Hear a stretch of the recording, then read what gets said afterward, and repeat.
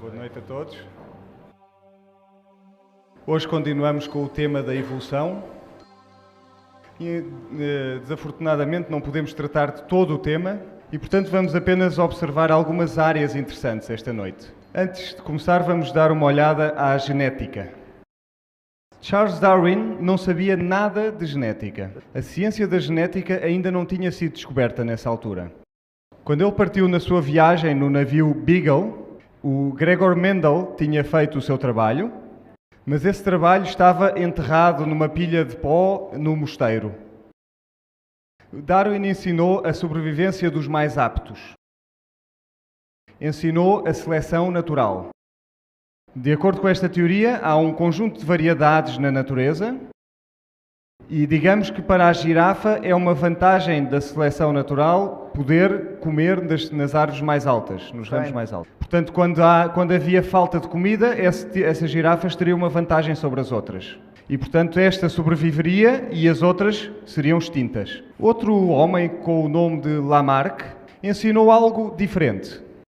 Ele ensinava que os animais lutavam para chegar cada vez mais alto. E se eles tentassem muito, os seus pescoços começavam a crescer. Essa teoria é chamada de Lamarckismo e é rejeitada pela ciência, até que há problemas. E nessa altura volta-se a reciclar esta teoria do Lamarckismo. Charles Darwin tinha um amigo. Este amigo era chamado o Bulldog de Darwin, Huxley, seu nome. E Huxley era, na verdade, aquele que participava nos debates. É este homem que fazia os debates com o bispo, um dos debates famosos, e que, na verdade, conseguia ganhar as pessoas para a causa da ciência. E ele, na verdade, não ganhava os debates pelos méritos da ciência, mas o bispo usava o sarcasmo, e era por isso que ele ganhava os debates. A ciência não ganhou, ou não ganhava, a atitude é que ganhava estes debates. Quando Darwin estava a viajar em torno da América do Sul, chegou à ilha de Galápagos, ao arquipélago de Galápagos, e lá viu este tipo de animais, corvos. Ele viu este tipo de corvos e todos eles tinham diferentes tamanhos e diferentes formatos, eram de espécies diferentes. E isso era um problema, porque no continente apenas as árvores canoras tinham este tipo de variedade, mas naquelas ilhas eram estes tipos de corvos que tinham tanta variedade. E, portanto, ele assumiu que todos estes corvos, estas espécies, tinham sido originadas num único par, num único casal. Na mentalidade da época, acreditava-se que Deus tinha criado espécies imutáveis, cada uma individualmente. E aqui havia um exemplo de óbvia mudança. E, portanto, Darwin concluiu, portanto, Deus não pode ter criado todas estas espécies. Ele, na verdade, foi um bocadinho longe demais. Podia ter simplesmente dito que Deus não criou espécies imutáveis, mas ele deu o passo de que Deus não criou. E, portanto, quando hoje olhamos para a ciência e perguntamos como é que a vida começou, assume-se que uns gases primitivos terão dado origem a moléculas que surgiram espontaneamente. E pode-se fazer este tipo de experiência, e se pusermos faíscas através desta atmosfera primitiva, encontramos moléculas orgânicas que se formam. Mas temos de ter uma atmosfera redutora. Significa que não pode haver oxigênio naquela atmosfera, porque senão qualquer molécula que se forma é imediatamente destruída. E, portanto, diz que a atmosfera primitiva era constituída por aqueles gases da linha de cima. Reparem que não há oxigênio aqui nesta lista. Existe hidrogênio, amónio, carbono ou dióxido de carbono, metano, azoto e água. Enquanto a atmosfera atualmente tem oxigênio. Portanto, não funcionava se tivesse oxigênio e, portanto, tem de dizer que não havia oxigênio.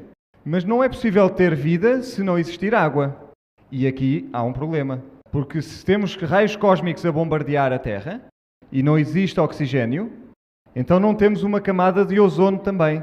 E, portanto, não existe esta camada protetora do ozono. E, portanto, somos bombardeados por uma grande dose de radiação. E isso significa que as moléculas de água imediatamente serão separadas em hidrogênio e oxigênio. E, portanto, nunca poderá haver uma atmosfera sem oxigênio se havia água no início. E, portanto, esta teoria, na verdade, não funciona, não passa nos testes. E para qualquer tipo de molécula, sejam aminoácidos, os blocos base do ADN ou os açúcares, precisamos de todo o tipo de constituintes de base.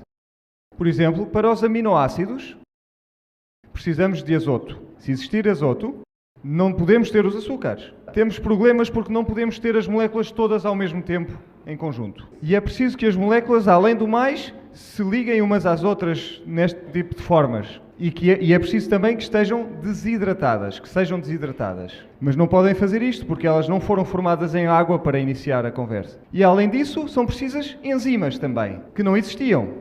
Portanto, é um problema cada vez maior que está aqui na nossa frente. A probabilidade de conseguir apenas uma simples molécula é cerca de 10 levantado à potência de 80. É mais ou menos a mesma probabilidade que uma bomba que exploda debaixo de um monte de madeira, de uma pilha de madeira, criar aquela casa. Há a explosão e aparece uma casa. Portanto, é altamente improvável. Quando olhamos para a molécula do ADN, aí o problema fica ainda maior. E Darwin não sabia absolutamente nada sobre esta molécula. Ele não sabia nada de genética.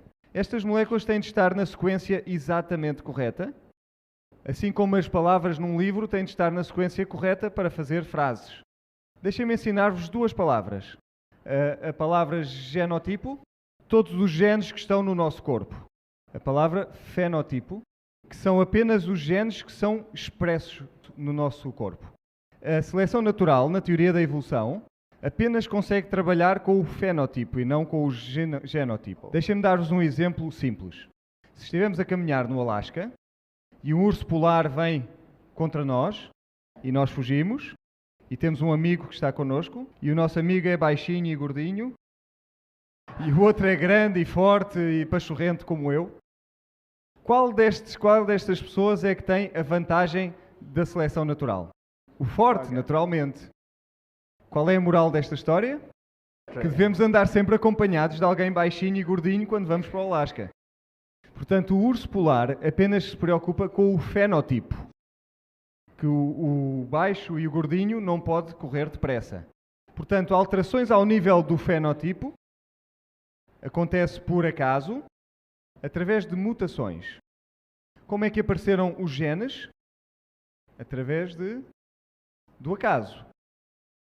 Ou foram desenhados, projetados. E, portanto, agora temos uma escolha. Ou apareceram por acaso, ou foram desenhados.